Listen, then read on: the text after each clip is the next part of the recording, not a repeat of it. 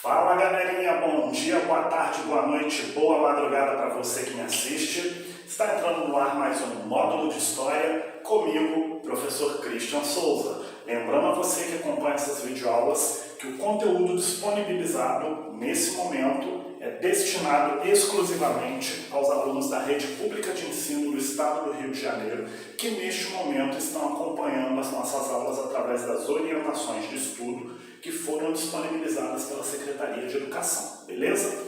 Bom, na aula de hoje a gente vai falar um pouquinho a respeito da questão do Holocausto e as minorias dissidentes. Só para a gente estar se situando aqui, o Holocausto ele foi um evento que ocorreu durante a Segunda Guerra Mundial, onde a Alemanha nazista dizimou centenas de pessoas em campos de concentração dentro daquele país e também em países vizinhos, como foi no caso, por exemplo, da Polônia. Só que para a gente começar a falar de Holocausto, não tem muito a ver se eu não falar a respeito da Primeira Guerra Mundial.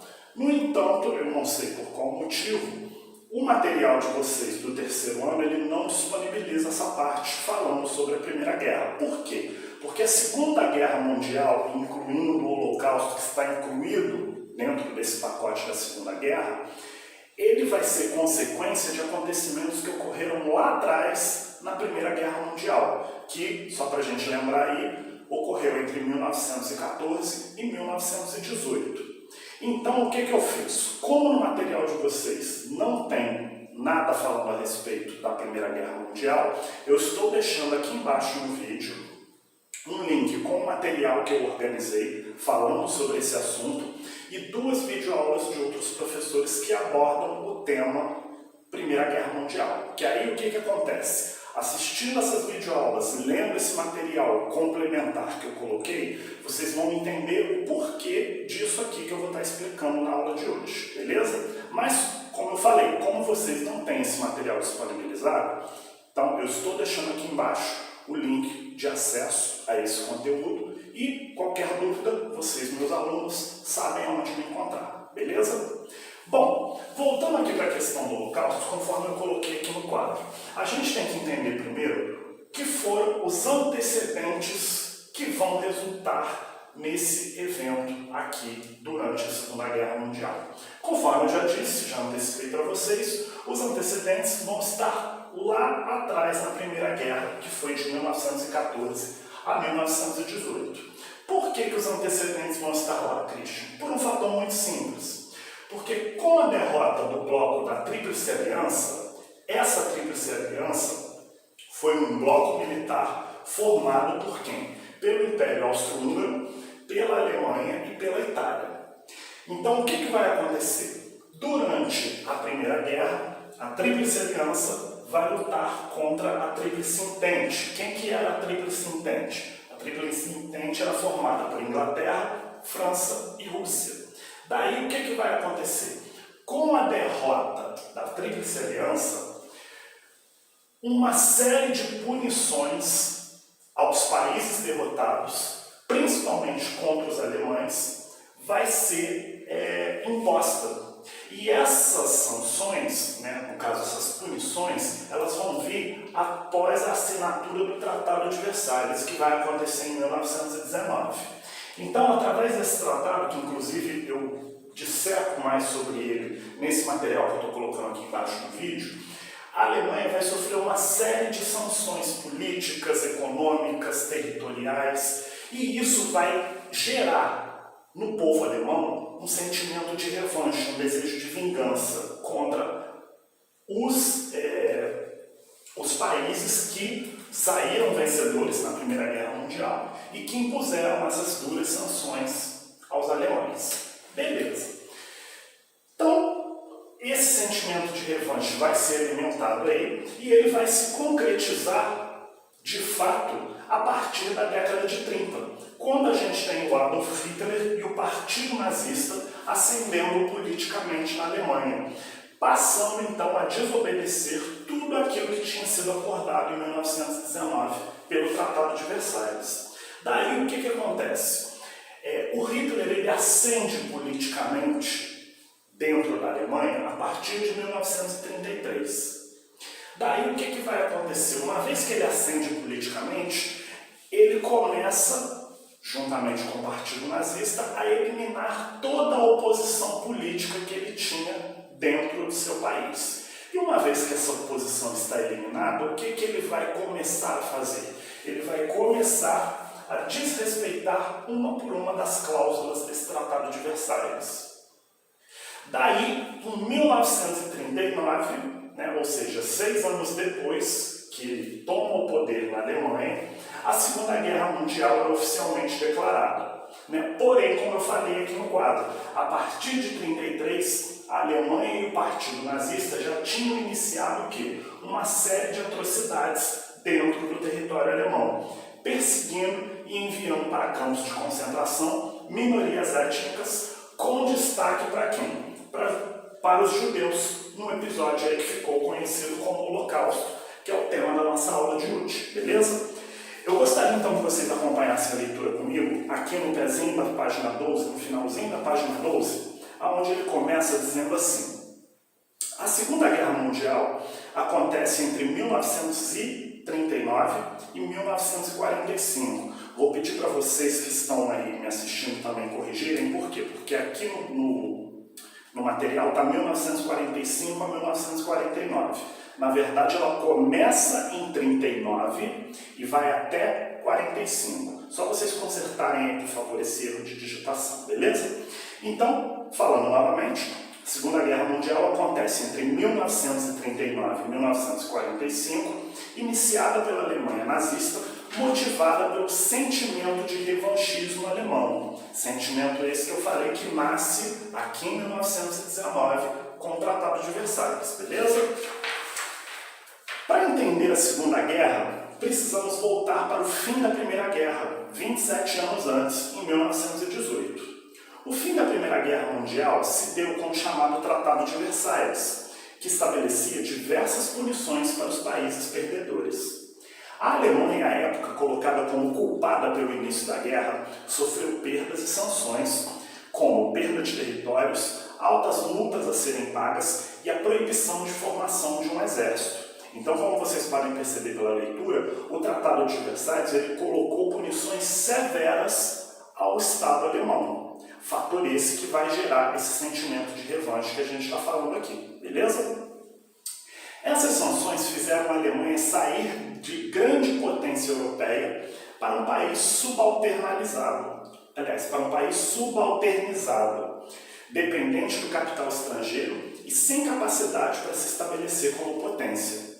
Devido a essa sanção de derrotas causadas pelas pesadas sanções do Tratado de Versalhes, o povo alemão criou um sentimento de revanche, ou seja, um sentimento de vingança, de revolta, em relação aos países vencedores, como, por exemplo, a Inglaterra e a União Soviética. Esse sentimento foi explorado por grupos nacionalistas, como, por exemplo, o caso dos nazistas, para ganhar prestígio político e posições de poder. O Partido Nazista ganhou um número relativamente baixo de cadeiras no hashtag alemão, que é como é chamado o Senado alemão, mas cresceu proporcionalmente com o agravamento da crise econômica e a crença de que a Alemanha poderia voltar a ser uma potência como era antes. Eric Hobsbawm, que é um grande historiador egípcio, defende que a Primeira e a Segunda Grande Guerra foram, na verdade, uma única guerra em duas partes. Exatamente por quê? Porque esse sentimento de revanche causado unicamente pelas sanções impostas à Alemanha pôs fim à Primeira Guerra, após o fim da Primeira Guerra. Então, o que o Hobsbawm está dizendo aqui? Que, na verdade, dentro da concepção que ele acredita como historiador, você não teve duas guerras separadas. Você teve uma continuidade com um intervalo de tempo ali de aproximadamente o quê? 21 anos. Por quê? Porque a Primeira Guerra acaba em 1918 e a Segunda vai acabar e a Segunda vai começar em 1939.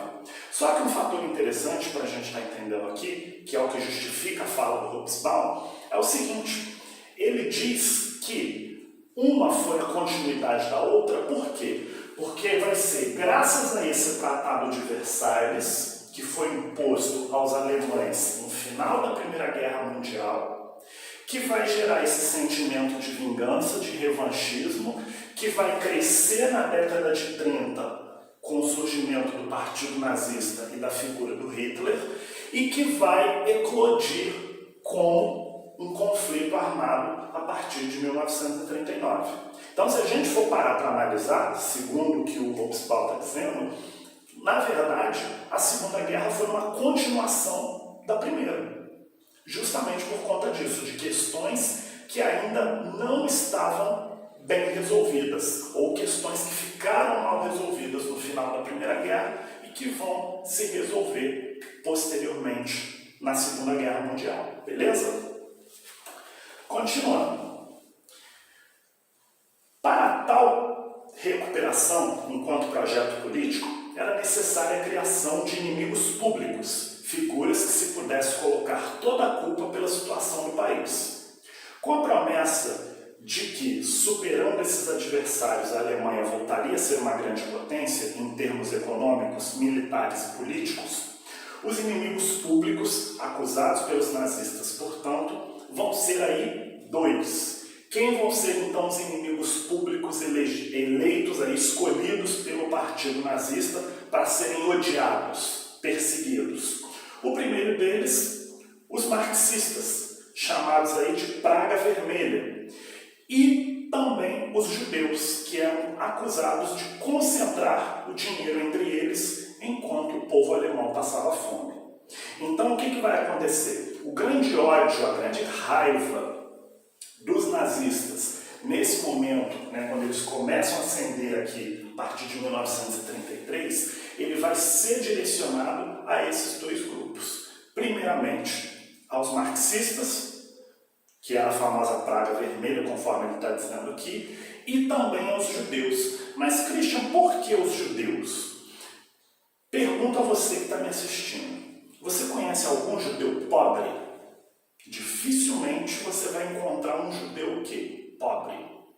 A maioria dos judeus, a comunidade judaica como um todo, ela é uma comunidade muito rica. Christian, eles são ricos porque eles roubam? Não, nada disso. Eles são ricos porque eles trabalham e trabalham muito. Só que, na visão dos nazistas, esses judeus, que não estavam fazendo nada demais a não ser trabalhar, estavam o quê? Explorando o povo alemão, enriquecendo através da mão de obra do povo alemão, enquanto o povo alemão passava fome. Então, esse vai ser o quê? O grande ódio que os alemães, que os nazistas vão ter em relação aos judeus, justamente por conta disso. Ok? Continuando aí. Hitler chega ao poder enquanto líder do partido nazista. Foi um ex-combatente da Primeira Guerra Mundial, era vegetariano, tinha tentado carreira nas artes antes de entrar para o exército.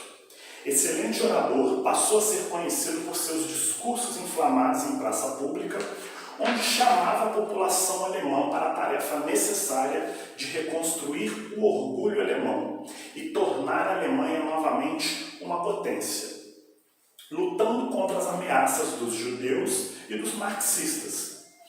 Outro nazista muito importante na campanha política era Joseph Goebbels, responsável pela propaganda política e autor da famosa frase, abre aspas, uma mentira contada 1000 vezes acaba se tornando verdade, fecha aspas. Então o que vai acontecer? Quando o partido nazista ascende politicamente com a figura do Hitler, a partir de 1933, eles vão começar o quê? Uma campanha maciça, principalmente nos meios de comunicação. E qual que era o objetivo disso, Christian?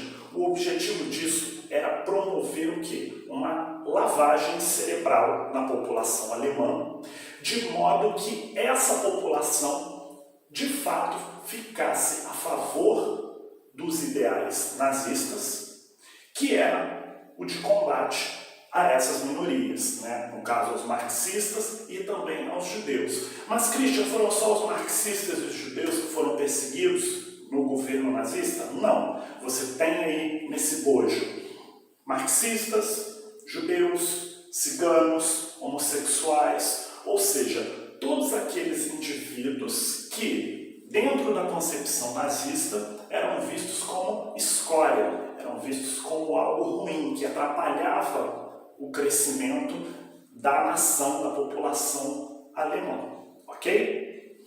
Continuando aí. Ao chegar no poder, Hitler dá um golpe de Estado após um incêndio criminoso no Reichstag em 1933. Hoje em dia, atribui-se a esse incêndio ao próprio partido nazista. Mas a narrativa da época e dos próprios nazistas era de que os marxistas não tinham aceitado a derrota democraticamente e por isso então colocaram fogo no parlamento alemão.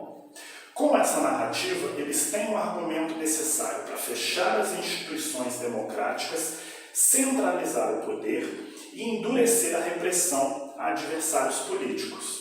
Então vocês percebem que a partir do momento em que eles chegam ao poder, conforme eu disse no início da aula, eles começam ao quê? A eliminar toda e qualquer oposição política que eles tinham dentro da Alemanha, de modo que não houvesse o quê? Não houvesse nenhum impedimento contra as ações que vão ser orquestradas, que vão ser comandadas pelo partido nazista mais adiante, ok? A partir daí, começaram a ser construídos os campos de trabalhos forçados, que mais tarde ficaram conhecidos como campos de concentração. O objetivo desses campos era encarcerar judeus, marxistas, anarquistas, deficientes, ciganos, homossexuais e qualquer outra minoria social pelo regime nazista, enquanto sinal de atraso para a Alemanha. Conforme eu falei, todas essas minorias que eu falei aqui, elas representavam um atraso para a evolução, para o crescimento da Alemanha. Por isso que na concepção do Hitler e dos nazistas, eles tinham que ser eliminados, ok?